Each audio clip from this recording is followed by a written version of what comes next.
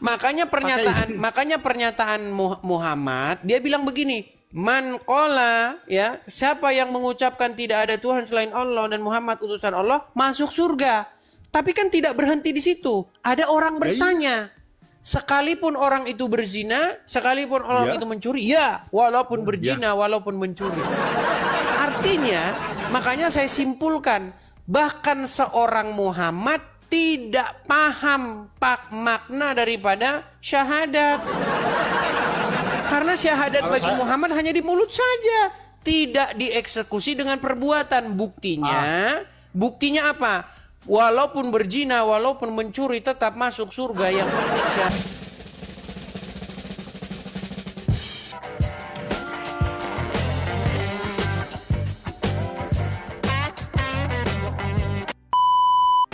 Gimana ini Syekh?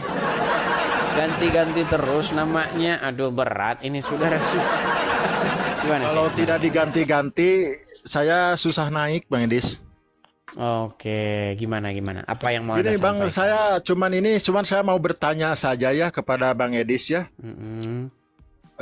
Saya bertanya tentang kalau di ajaran saya ada yang disebut Malhamah Kubro atau yang disebut perang Armageddon itu ya, kalau di Alkitab mungkin ya, saya kurang tahu ya itu.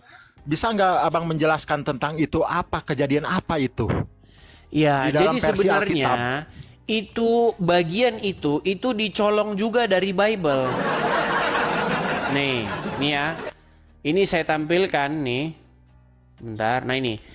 Oh, bukan ini, sebentar nih. Nih. Kan sering bilang Bible kitab palsu, ternyata Islam itu hobi sekali mencuri isinya, Syekh. Termasuk yang Anda utarakan, masalah Ya'juj dan Ma'juj itu, betul? Iya betul, itu Nah, betul. jadi Ya'juj dan Ma'juj itu sebenarnya diambil dari mana? Nih, bentar ya, saya akan tampilkan ya, nih. Sebentar.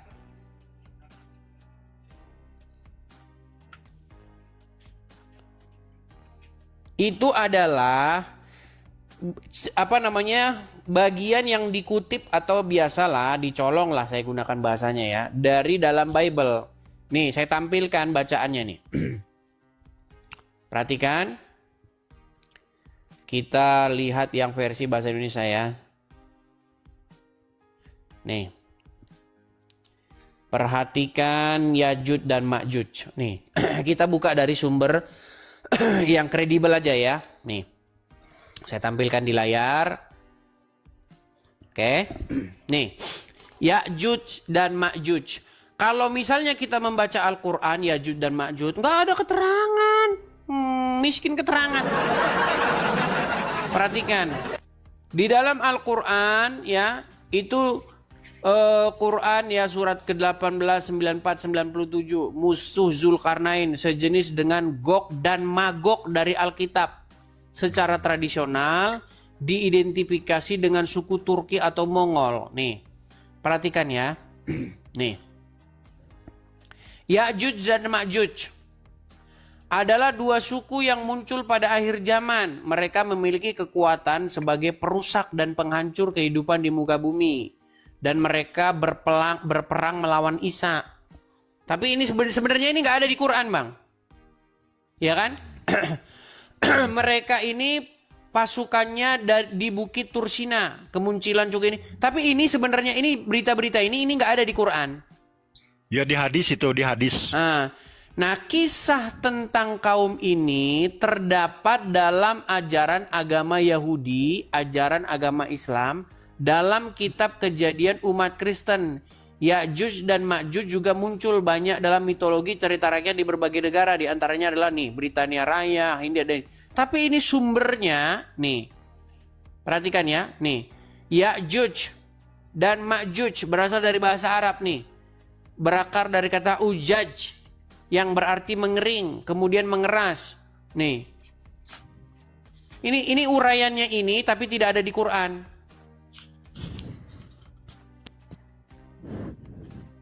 Nah, sebenarnya ini merujuk kepada Gog dan Magog di dalam Bible.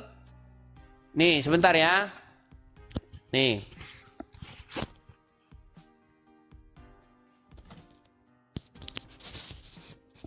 Sebentar. Nih, perhatikan ya. Nih, Gog dan Magog. Gog dan Magog bahasa Ibrani. Gog dan Magog adalah nama tokoh kaum dari negeri Alkitab nih di dalam Yeskiel pasal 38. Nih. Jelas. Juga dibaca juga dalam kitab Wahyu, diulang dalam Perjanjian Baru nih. Gog dan Magog itu merujuk kepada adalah sebutan bagi kumpulan bangsa-bangsa. Nih.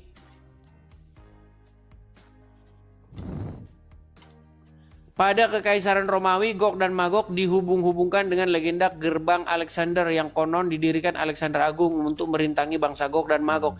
Ini sebenarnya sumber-sumbernya dari sini.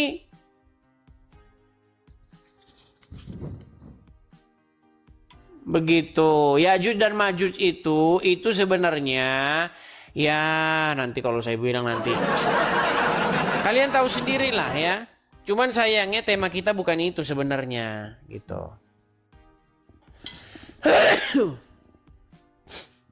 Soalnya gitu, gini Bang Syekh. ya. Gimana sih?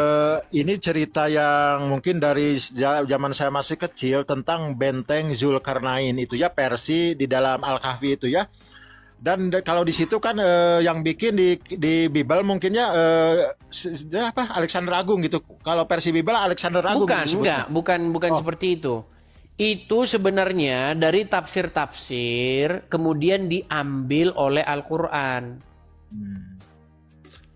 Mungkin itu dari ajaran Yahudi atau dari ajaran ke sini itu tentang Alexander Agung. Gog dan Magog itu hanya ada di dalam Bible, di dalam kitab Perjanjian Lama dan Perjanjian Baru. Oh, Perjanjian Lama ta. Yang saya pertanyakan pada saat ini kan itu masih misteri Bang, gitu yang disebut gerbang itu yang dari timah itu, coran timah dan tembaga itu diceritakan sampai saat ini belum ada orang yang menemukan. Betul nggak? Iya, jadi sebenarnya kalau bicara tentang Bible itu sering merepresentasikan sesuatu itu dengan lambang. Jadi itu bukan berarti sebagai contoh ya misalnya dikatakan bahwa hukum itu biarlah dia menjadi tanda di dahimu dan menjadi lambang di tanganmu. Jadi maksudnya tanda di dahi itu maksudnya bukan ditempel begitu terus dicap kayak Wiro Sableng 212, bukan itu. Menjadi tanda di dahi itu maksudnya bahwa hukum itu terus-menerus ada di pikiran kita. Terus menjadi lambang di tangan, artinya kita eksekusi dengan perbuatan seperti itu. Nah, berbicara dengan Gog dan Magog itu juga berbicara bagaimana itu berbicara dengan tentang bangsa-bangsa nanti yang akan datang, yang akan muncul seperti itu. Ya, masalahnya kan kalau di ajaran saya itu Yajuj Majuj itu misteri Bang sebetulnya. Iya, mereka harus nyolong dari Bible untuk menjelaskan isi Al-Quran itu. Yajuj dan Majuj ini menurut saya misteri sampai saat ini belum ketemu apakah yang disebut Majuj itu teh bangsa atau kelompok atau sejenis manusia atau bukan, ya masih misteri. Kalau kita membaca Al-Quran kita tidak akan mengerti. Makanya orang Islam adalah kaum yang tidak memuaskan diri dengan Al-Quran. Makanya saya bilang begini Syekh, ya. Nih, ketika seorang Islam menjelaskan isi Al-Quran, disitulah seorang Islam itu wajib dia itu berdusta.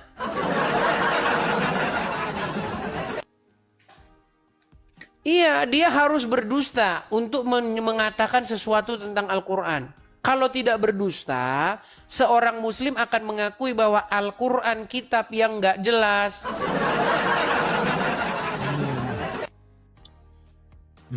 Ya memang sih pada dasarnya memang sih banyak kesamaan Bang Al-Quran sama di Bible itu. Sejujurnya saya pernah. Saya sudah membaca keseluruhan isi Al-Quran. Ya, saya juga sudah membaca keseluruhan isi Bible. Apa kesimpulan saya? Kesimpulan saya adalah Al-Quran adalah kitab yang ingin menulis ulang apa yang ada di dalam Bible, tetapi Al-Quran menuliskannya secara singkat, padat, dan gak jelas. Iya kan, kata dalam Quran kan ada kata-kata begini dan membenarkan kitab-kitab sebelumnya itu gitu. Iya, tetapi Betul, Kak. sayangnya ketika umat muslim ditanya, mana kitab-kitab sebelumnya yang dibenarkan itu, orang Islam tidak mampu menjawab.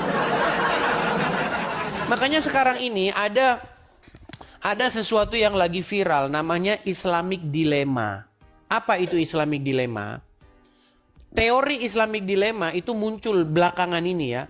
Itu adalah sebuah teori di mana Al-Quran itu sebagai buku yang sangat membingungkan. Kenapa? Karena Al-Quran memerintahkan untuk beriman kepada kitab Injil, tetapi Injil yang Quran menyuruh beriman kepadanya nggak ditemukan. Ya memang sih, ya memang benar begitu adanya memang. Atau Injil yang Quran disuruh merujuk kepadanya tidak membenarkan Al-Quran itu sendiri. Ini yang disebut dengan Islamic Dilemma. Itu sama kayak begini loh bang, sama kayak pernyataan seorang laki-laki terhadap seorang perempuan. Dia bilang begini, katakan kepada dia kalau kamu tidak percaya kepadaku. Ya kan? Ya. Ternyata setelah ditanya kepada perempuan yang disuruh kita bertanya kepadanya, perempuan itu tidak membenarkan omongan kita. Gitu. Jadi serba bingung. Iya. Memang sih ya saya juga kan tidak mungkiri bang ya, kalau dalam tafsir itu memang banyak sih yang ngambil dari yang lain juga, seperti dalam tafsir Tobari. Mungkin abang udah baca tafsir Tobari, mungkin Ya, sudahlah pasti. Tafsir Tobari, Jalalain, Ibnu Katsir, itu sudah saya baca semua. Ibnu Ishaq udah Ibn Ishaq. Ibn Ishaq itu sirah dia, buku sirah. Ya, Atau sirah buku Nabawiyah riwayat tentang biografi Muhammad. Ya betul, tarikh Islam, kalau saya sebutnya tarikh Islam itu Sirah Nabawiyah sekarang ya. Itu kan Dan memang isinya sih kita harus akui bahwa orang muslim tidak bisa memahami Al-Quran kalau orang muslim nggak ngintip kitabnya orang Kristen. Saya kasih contoh bang, contoh yang paling sederhana nih. Saya kasih contoh yang paling sederhana. Ini temanya kita ini ya nih. Bentar. Menurut Al-Quran, Yusuf itu Nabi Yusuf ya, Yusuf dalam Al-Quran itu kan punya adik. Iya. Siapa adiknya namanya? Yang saya tahu yang adik bungsu Benyamin. Dapat dari mana? Dapat dari itu kalau nggak salah dari Bible itu. Yang saya tahu seperti dari Bible. Makanya saya bilang, wahai kaum muslimin, kalau kamu mengatakan Bible palsu, kenapa kamu colong isinya? Kalau dibilang, kapan saya nyolong? Pasti kan muslim bilang begitu. Nyolongnya kapan? Kenapa kalian mengatakan adik Yusuf namanya Benyamin? Dapat dari mana? Ya betul memang. Iya pasti dari nyolong isi Bible. Sebab kan memang sih kalau di Quran nggak ada yang menjelaskan siapa saudara-saudaranya. Ya ambilnya kan dari hadis itu. Pernah ada sebuah podcast yang terjadi antara Richard Lee dengan Donditan. Di mana Richard Lee bertanya kepada Donditan, dibilang, "Kok Dondi? Ya. Siapa murid-murid Isa itu? Ada berapa jumlahnya?" "Oh, menurut jumlahnya 12. Nama-namanya siapa? Sebutkan satu saja nama." "Oh, harus maling dari Bible seketika itu juga." Makanya saya bilang bang, tidak mungkin seseorang muslim bisa memahami isi Al-Quran tanpa seorang muslim itu akan menjulingkan matanya terhadap kitab yang dituduhnya palsu. Ngintip, harus ngintip bang, nyontek macam mana SD. Woi, jawaban lu apa coy? Itu dia, itu kerjaan orang Islam. Ya sebetulnya bang, yang saya ketahui memang kalau baca sejarah memang tidak ada sih sejarah yang saya tahu gitu kan.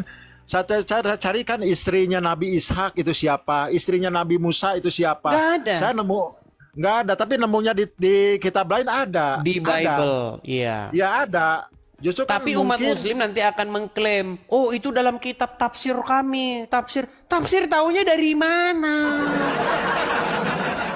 Emang kitab tafsir dapat dari wahyu gitu? Ibnu Katsir bertapa di Gua Hira juga dapat wahyu gitu? memang Gini sih ya, yang menjadi masalah kita itu sekarang itu masalah kejujuran dan kemunafikan. Gini, kalau umat muslim ditanya, dari mana umat muslim tahu nama adik Yusuf itu Binyamin, murid-murid Isa itu Hawarion itu jumlahnya 12, nama-namanya ini. Muslim itu harus ngakuin bahwa mereka tahu dari kitab-kitab terdahulu. Artinya Muslim harus merujuk kepada kitab-kitab terdahulu. Tetapi umat Muslim kalau disuguhin Bible dibilang itu kitab palsu. Kitab palsu kok dirujuk sebagai kebenaran untuk menjelaskan Al-Quran? Gimana? ya saya bang, kalau masalah itu memang sih doktrin dari saya kecil juga seperti itu. Jadi kitab itu kan saya juga kan gini, dari kecil saya diajarkan untuk mengimani, rukun iman itu kan mengimani 4 kitab. Di antaranya Zabur, Taurat, Injil, dan Al-Quran. Saya disuruh mengimani 4 kitab. Cuman pertanyaannya, Zabur di mana? Taurat di mana? Injil itu di mana? Saya tidak itu tahu. dia jadi masalah. Nah, umat Iya. Muslim sekarang, ya kan? Kalau ditanya Injil di mana? Injil sudah tidak ada lagi. Nah, terus kenapa Al-Quran memerintahkan untuk beriman kepada kitab yang nggak ada lagi? Nah, justru itu yang saya belum terpecahkan itu. Masalahnya kenapa di dalam pelajaran rukun iman itu ada termuat nama 4 kitab. Kalau itu udah yang 3 udah tidak ada, kenapa masih dimasukkan lagi? Udah satu aja, iman kepada Quran. Dan yang paling lucu Syekh, Muhammad kan hidup tahun 600 sekian, abad ke-7. Iya. Nah, di abad ke-7 kanonisasi terhadap Injil itu sudah selesai. Tidak ada lagi cerita kanonisasi setelah abad ke-7. Bayangkan, di abad Muhammad hidup abad ke-7 ada ayat yang mengatakan, hendaknya orang-orang yang kepadanya diberikan Injil memutuskan perkara berdasarkan apa yang tertulis di dalamnya. Betul? Ya, betul. Bagaimana mungkin umatnya disuruh memutuskan perkara berdasarkan Injil di abad ke-7, tapi Injilnya kagak ada? Ini kan sama saja ngomong begini, ada orang tua bilang sama anaknya. Misalnya anaknya Udin, kamu nanti pakai motor Yamaha RX King ya. Tapi motor Yamaha RX King-nya nggak ada. Ini kan namanya ngarang bebas. Sama seperti pernyataan Al-Quran. Orang-orang yang diturunkan Injil kepadanya hendaknya memutuskan perkara berdasarkan apa yang tertulis di dalamnya. Tapi kitabnya itu tidak ada lagi. Ya, betul. Gitu bang, makanya berat itu. Memang sih untuk saya pribadi sih sebetulnya kalau untuk saya kan terus belajar saja bang ya. Karena kan beragama itu, menurut saya ini beragama itu bukan kita masalah segi keturunan atau segi lingkungan, tapi harus pakai akal. Dari kecil saya dididik harus balig atau tamyid. Udah dewasa disebutnya mukalaf. Mukalaf itu orang yang sempurna akalnya. Jadi nggak ada agama untuk orang yang tidak sempurna akalnya. Ya menurut yang saya diajarkan dari kecil itu harus mukalaf. Ya saya kan usia udah tua, udah harus mukalaf. Jadi bukan beragama itu bukan berdasarkan ikut-ikutan, keturunan atau lingkungan, tapi harus benar-benar dari hasil penelitian, hasil belajar yang betul-betul belajar itu. Saya suka orang yang beragama itu bukan karena ikut-ikutan, karena udah pencarian dia. Dan akhirnya dia berlabuh di mana? Ya nggak tahu gitu. Ya, tapi faktanya begini sih. Faktanya di lapangan umat Muslim itu kebanyakan dari mereka itu ikut-ikutan beragama. Ya memang betul sih. ada istilah Islam keturunan karena Iya. kakek Mereka buyutnya Islam. latah mengatakan sesuatu yang dikatakan orang-orang terdahulu, padahal isinya tidak benar. Iya.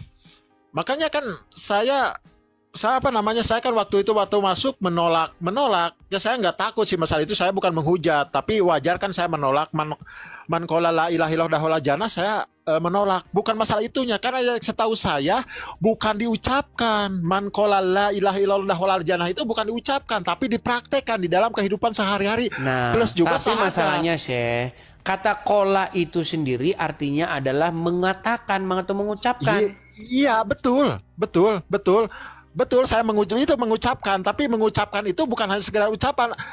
Kola itu menghadirkan amanu wa amilu, yaitu Itu pengamalan. bisa saja gitu. begini Syekh, itu bisa saja kita terima. Seseorang yang mengucapkan misalnya aku cinta kamu, maka dia harus mengeksekusi perbuatan itu dengan apa yang dimaksud mencintai, betul? Ya, jelas, Ya itu kan? jelas. Misalnya Ya, jelas. seorang laki-laki berkata kepada seorang wanita, saya mencintai kamu. Maka kata-kata itu harus dieksekusi. Ya, Dengan iya, ya apa? harus ada action. Dengan dia perhatian, ya kan? Dengan dia mengasihi orang yang dicintai itu, betul kan?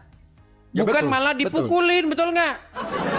Ya, jelas, betul. Nah, Ya, kita makanya pernyataan Muhammad, dia bilang begini, man qala, ya, siapa yang mengucapkan tidak ada Tuhan selain Allah dan Muhammad utusan Allah masuk surga.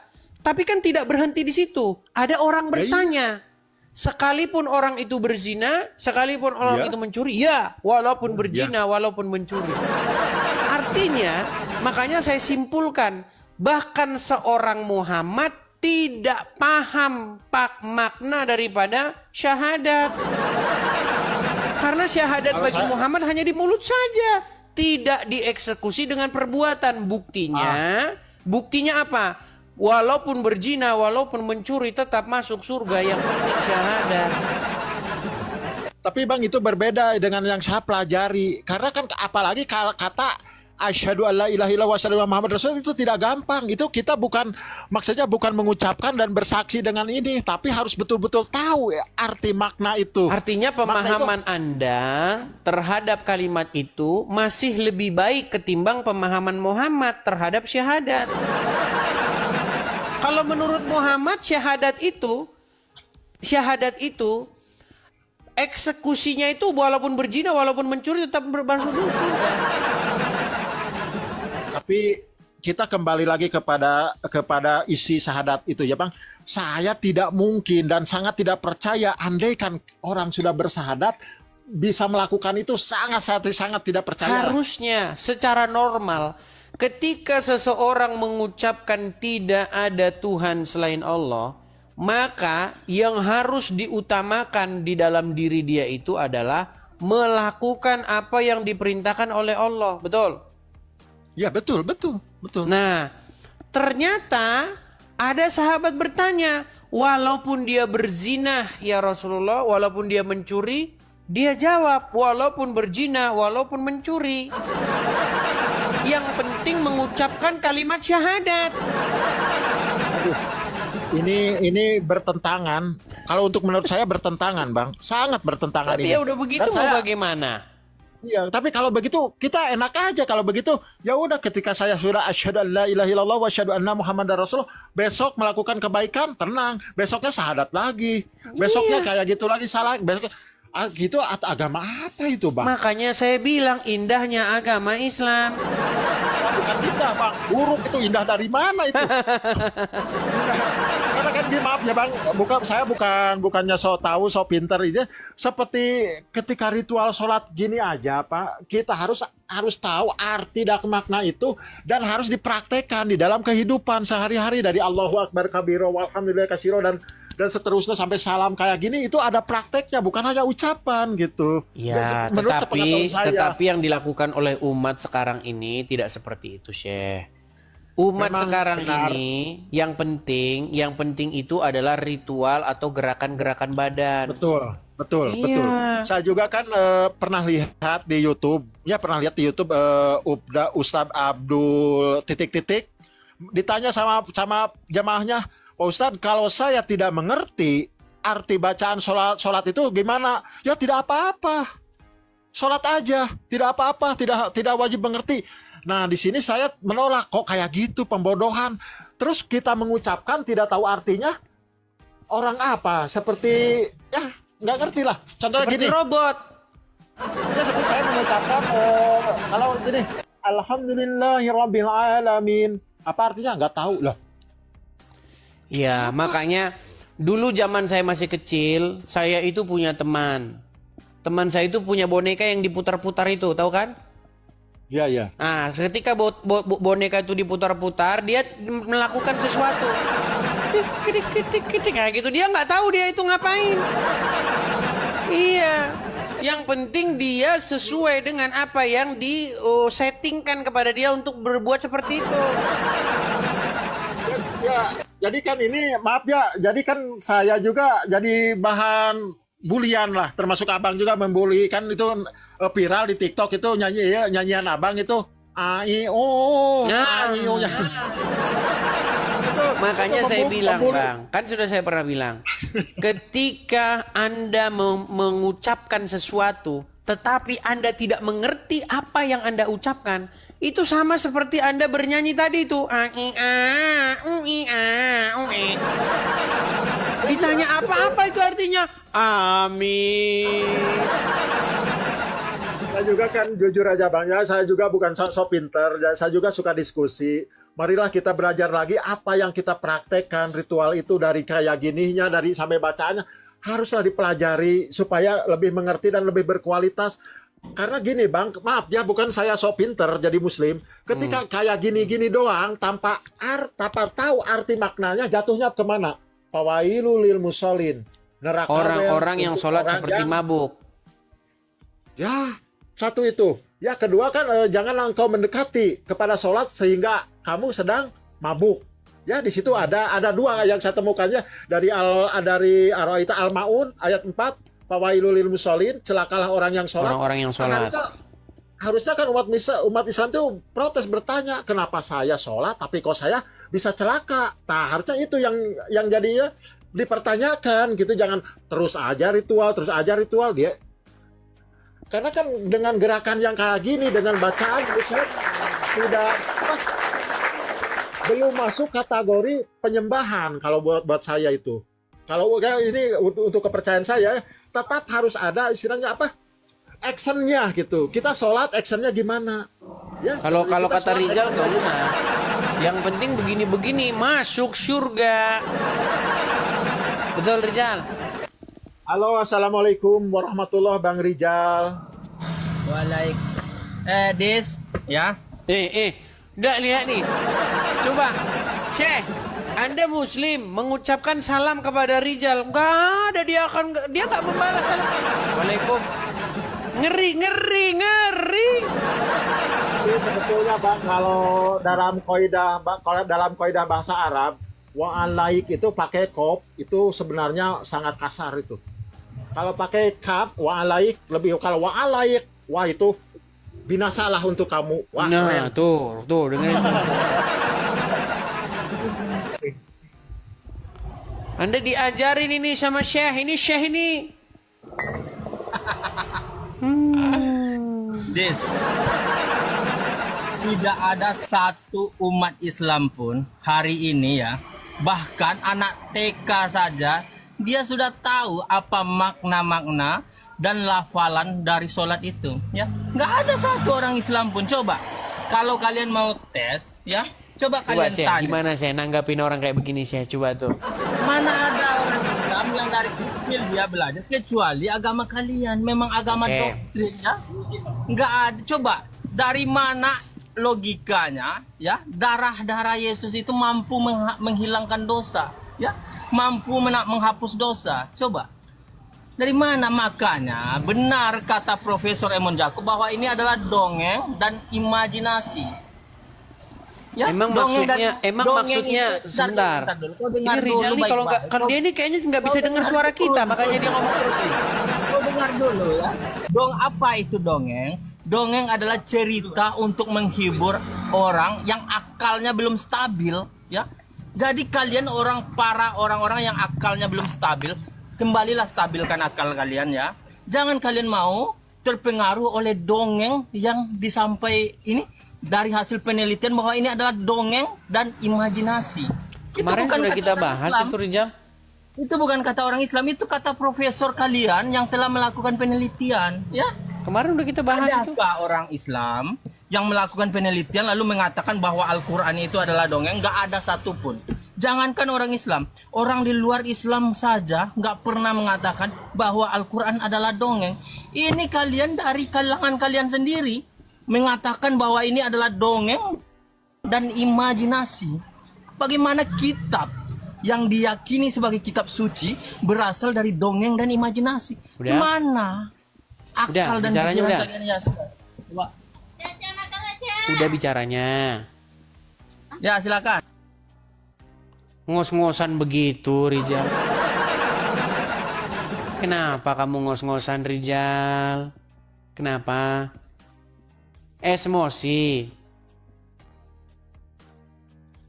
Nah, dia dibisukan, ngomong nggak tahu apa yang ngomongin. Kenapa kamu emosi, ngos-ngosan begitu? Ada apa? Kalian sudah mendengar berita terbaru saat ini. Bagaimana ya orang-orang Wahyudi berteriak, ya Iran please, ya please, Iran Satu dibahas stop. lompat lagi ke yang lain gitu. Rijal, kalau membahas, kamu bisa nggak kalau membahas sesuatu itu satu kelar dulu baru lompat ke yang lain? Ya Bisa? silakan, kita bahas silakan. Kemarin itu sudah kita bahas. Belum selesai. Kamu bilang, ini gimana nih Rijal nih? Kamu bisa dengar suara saya nggak, Jal? Silakan. Kamu bisa dengar suara saya nggak? Bisa silakan. Kemarin kamu sudah mengatakan bahwa Bible itu berisi dongeng-dongeng menurut pakar ini, pakar itu. Dan kamu sudah mengiyakan betul bahwa Bible itu dongeng-dongeng, benar? Iya benar. Oke. Di dalam Bible ada peristiwa bagaimana Musa membelah laut Teberau ketika membawa Bani Israel keluar dari Mesir. Nah, kata Anda, menurut Anda tadi, dengan mengutip pakar-pakar Bible, itu dongeng, benar? Betul? Dari profesor ahli sejarah. Ya udah, itu dongeng. beragama Sebentar, jangan kau ulang lagi. Nah, sekarang di Qur'anmu ada nggak Musa membelah laut? Ada. Nah, berarti itu dongeng. Ya. Dongengnya bukan seperti itu. Kau dongengnya berasal.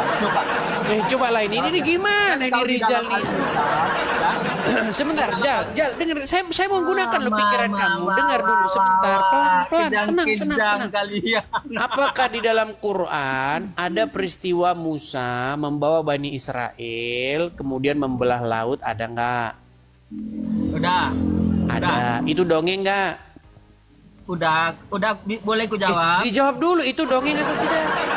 Silakan nanti kau bilang aku motong-motongmu. Silakan kau selesaikan. Enggak, saya tanya dulu. sama kamu, dijawab dulu, itu dongeng atau tidak? Baik, ya.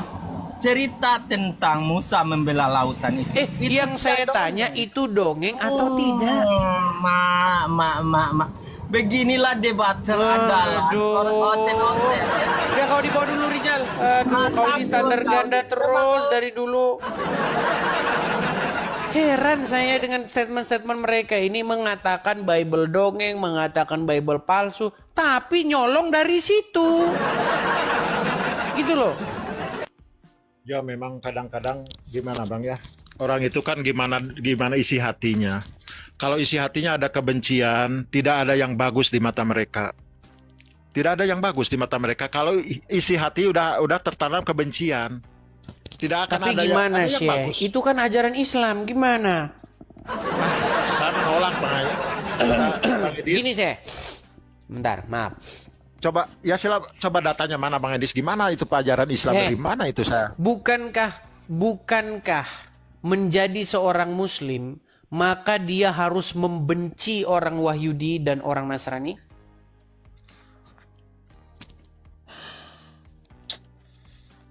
di dalam hadis.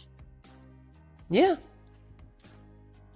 Saya kurang percaya terhadap hadis-hadis itu. Iya, nah kalau masalah kurang percaya ya saya mau bilang bagaimana Syekh, tapi begitulah Iya. bunyi hadis yang dipercaya oleh umat muslim. Karena kan Bang, maaf ya, kalau hadis itu ya yang saya tahu itu masalah hadis diterbitkannya di era kejayaan Islam, era Abbasiyah ya. Di situ udah ada Bang kepentingan-kepentingan disesupir kepentingan-kepentingan udah ada itu ya. Udah ada gitu. Bahkan muslim dan muslim juga kontroversi di situ. Sejujurnya gitu. Seperti apa Abang kenal Ibnu Syihab? Mm-mm. Ibnu Syihab kan dengan Dokter Cakra itu udah berapa jam dia diskusi masalah hadis itu. Di YouTube sampai 5 jam kalau nggak salah. Ibnu Syihab dan yang lain-lain ada di YouTube. Diskusi karena untuk masalah hadis itu memang sih ya saya boleh menerima hadis dengan catatan yang tidak bertentangan dengan Al-Quran itu sendiri, Bang. Oke, coba kita kasih naik Didis Okio. Muslim, Bang? Halo?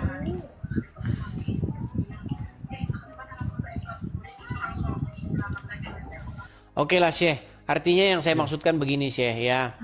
Ya. Ketika orang muslim sangat benci terhadap Bible, mengatakan Bible dongeng-dongeng, Bible karangan-karangan, saya cuman pesan begini. Jangan kalian bilang seperti itu. Kenapa? Karena ulama-ulama kalian, para mufasir-mufasir kalian, itu nyolong atau merujuk dari kitab yang kalian fitnahkan itu.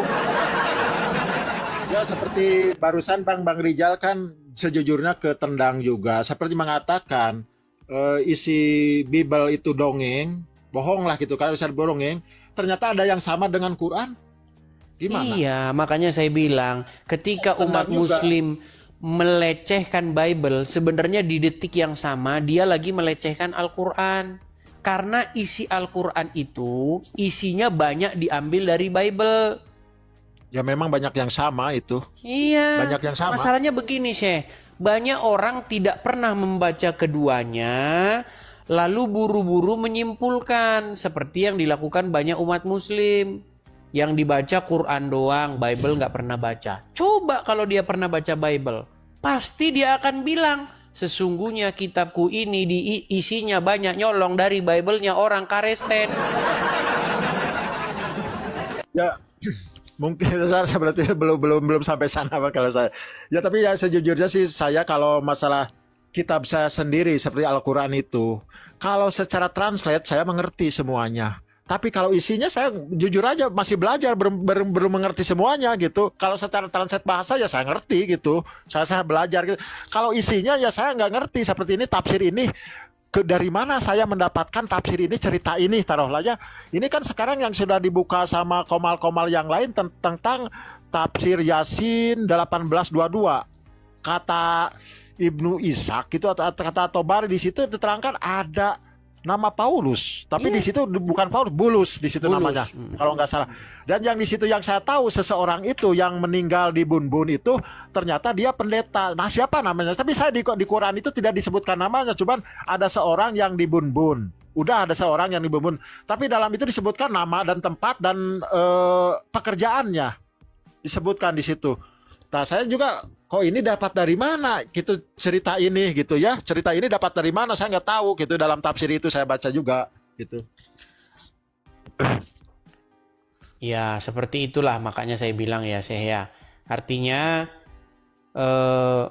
umat muslim itu harus diakui memang memerlukan Bible untuk memahami Al-Quran. Karena kalau tidak demikian, Quran itu akan sangat sukar dipahami oleh orang muslim itu sendiri, seperti itu. Ya Bang, ini segitu dulu ya. Terima kasih, saya udah diizinkan diskusi ya. Terima kasih telah meluangkan waktu ya menjawab pertanyaan-pertanyaan saya ya. Sama-sama, saya ucapkan salam toleransi, keberkahan Tuhan menyertai kita semuanya, seluruh alam dunia ini. Amin. Salam, saya izin turun dulu. Baik. Oke, saya turunkan saya ya.